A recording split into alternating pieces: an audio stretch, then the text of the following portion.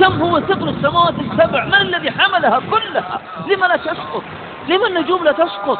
من هذه قدرته؟ من هذه عظمته؟ لماذا الأمور تمر علينا ما تدبرها؟ ليه؟ أنت الذي سجد لك سواد الليل وضوء النهار والفلك الدوار والبحر الزخار والقمر النوار وكل شيء عندك إلهنا بمقدار. عظمنا الدنيا، عظمنا الملوك، عظمنا المملكات، عظمنا ما نملك ونسينا مالك الأملاك ومدير الأفلاك وقاضي الحاجات ومنفس الكربات وسامع الأصوات ومجيب الدعوات وغافر الزلات وقابل التوبات.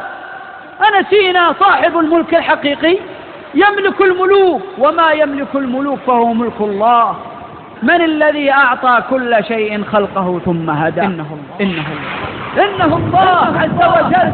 إنه الله عز وجل. سبحان الذي رفع السماء، سبحان الذي بسط الأرض، سبحانك سبحانك.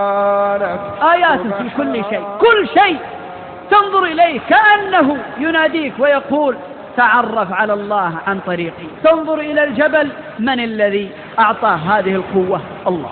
ومن الذي يعرف ما بداخله؟ الله. تنظر إلى البحر، من يعرف أسرار عمقه؟ الله. من الذي وضعه؟ الله.